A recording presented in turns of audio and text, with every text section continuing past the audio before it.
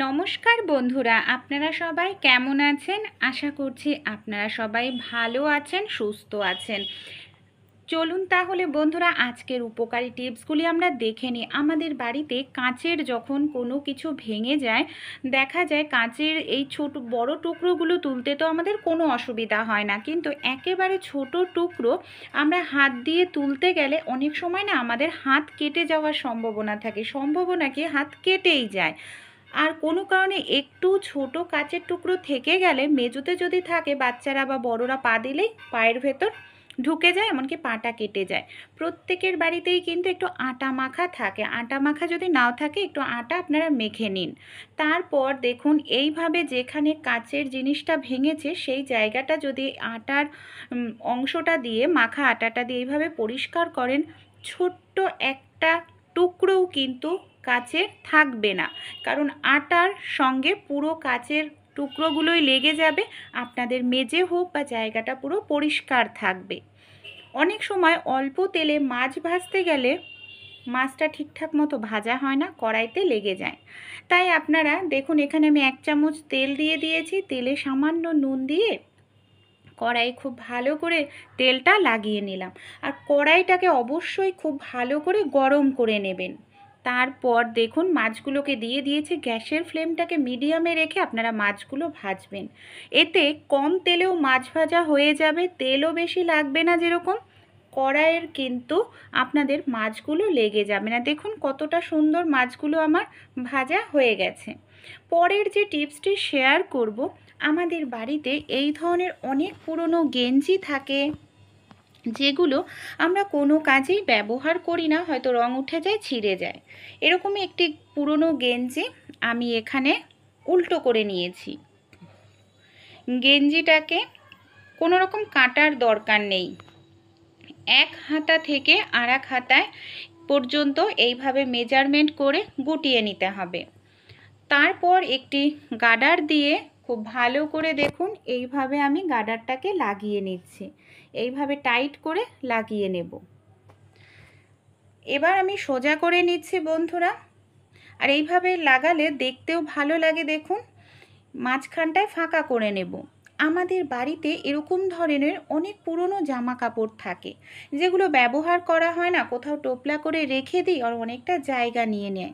সেই সব জামা কাপড়গুলোই আপনারা এইভাবে গেঞ্জির মধ্যে ভরে নিন, তাহলে জামা কাপড়গুলোর কিন্তু আপনাদের টোপলার মধ্যে রাখতে হবে না, এমনকি গেঞ্জিটারও রিইউজ হয়ে যাবে। পুরনো জামা কাপড়গুলো ভরে নেওয়ার পর গেঞ্জিটার যে বাড়তি অংশটা রয়েছে সেই অংশটাকে যেরকম আমরা কুচি করি না শাড়িতে, সেরকমভাবে আমি কুচি করে নিয়েছি, এইভাবে ঘুরিয়ে নিলাম। এবার আরও একটি গার্ডার দিয়ে খুব টাইট করে এটাকে আটকে নেব। আশা করছি আপনারা অনেকেই বুঝতে পারছেন এটা আমি কি তৈরি করেছি। দেখুন অসাধারণ একটি বসার জন্য গদি তৈরি হয়ে গেল। অনেক সময় আমরা নিচে বসে টিভি দেখি, বাচ্চারা মেঝেতে বসে খেলা করে, ঠান্ডা লেগে যাওয়ার সম্ভাবনা থাকে। তাই এই ধরনের একটি পুরনো জামা কাপড় দিয়ে গদি তৈরি করে নিলে দেখতেও ভালো লাগবে, জামা কাপড়গুলো ইউজ হয়ে যাবে। রসুন ছাড়াতে আমাদের কম বেশি প্রত্যেকেরই অনেকটা সময় লাগে, তাই রসুনটাকে আপনারা ছুরি বা বটি দিয়ে অর্ধেক করে নিন। দেখবেন নখ দিয়ে টানাটানি করতে লাগবে না, রসুন আপনাদের সেকেন্ডের মধ্যেই ছাড়ানো হয়ে যাবে। দেখুন কত সহজে রসুনটা আমি ছাড়িয়ে নিতে পারছি, অ্যাপ্লাই করে দেখতে পারেন। এখানে আরও একটি আমি পুরনো গেঞ্জি নিয়ে নিয়েছি। কি করব, গেঞ্জিটার নিচের অংশটাকে সামান্য একটু কেটে নিচ্ছি, একেবারেই সামান্য। উল্টো করে কিন্তু নিয়েছি গেঞ্জিটাকে। এবার গেঞ্জিটাকে এইভাবে আমি মুড়িয়ে নিচ্ছি।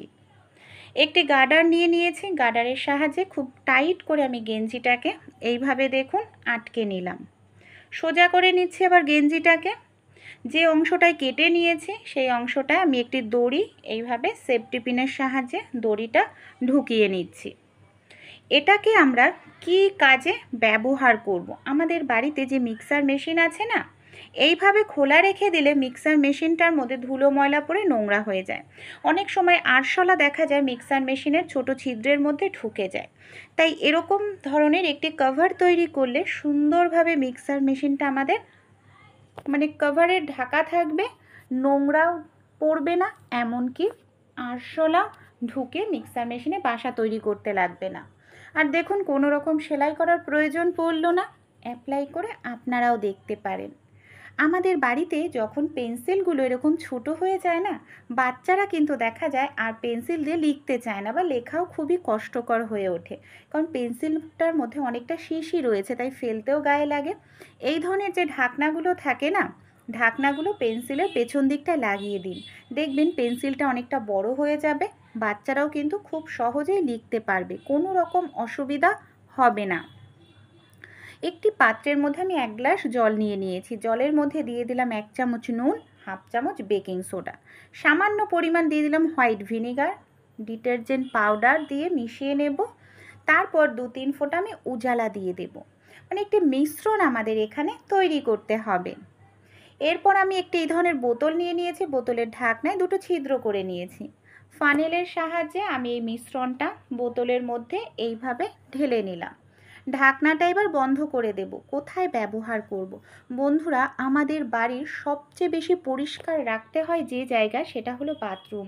কারণ বাথরুম থেকে বেশি রোগ জীবাণু কিন্তু ছড়ায়। আর বাথরুমটা দেখা যায় 1 থেকে 2 দিন পরিষ্কার করার পরেই একেবারে নোংরা হয়ে যায়, বাজে দুর্গন্ধ বের হতে থাকে। এরকম একটি মিশ্রণ তৈরি করে কোমোটের ফ্ল্যাশ বক্সে যদি আমরা দিয়ে দিই, বা যাদের নর্মাল পায়খানা, এরকম মিশ্রণ তৈরি করে যখন ইউজ করব তারপর এইভাবে দিলে আর ফ্লাক্স করে নিলে তো ফ্ল্যাশের জলের সঙ্গেই চলে আসবে, পরিষ্কার থাকবে। আমাদের বাড়িতে এই ধরনের অনেক পুরনো পাপোশ থাকে। আমরা অনেক সময় কোনো কাজেই কিন্তু ব্যবহার করি না, পুরনো হয়ে গেলে, ছিঁড়ে গেলে। সবচেয়ে যেটা দরকারি জিনিস হলো গ্যাসের সিলিন্ডার রান্না করার জন্য। অনেক সময় গ্যাসের সিলিন্ডার, ভর্তি সিলিন্ডার আমাদের নিয়ে যেতে কষ্ট হয়। তাই এই ধরনের পুরনো পাপোশের ওপর যদি গ্যাসের সিলিন্ডারটা আমরা বসিয়ে নিই, তারপর এইভাবে আমরা হালকা করে একটু কাত করে যদি টান দিই, কত সহজে গ্যাসের সিলিন্ডারটা এক জায়গা থেকে অন্য জায়গায় নিয়ে যেতে পারি। শক্তির প্রয়োজন নেই, মেজোতেও দাগ হবে না। আমাদের বাড়িতে যে বেসিন থাকে না, বেসিনের পাশে দেখা যায় মুখ ধুই, হাত ধুই, তখন কিন্তু বেসিনের সামনেটা জল পড়ে ভিজে যায়। আর এই যদি জলটা নিয়ে সারা ঘর গেলে ভিজে যায়। তাই পুরনো একটি আপনারা পাপোশ এইভাবে বেসিনের সামনে দিয়ে রাখুন, ঘরে ভেজা ভেজা ভাব আসবে না।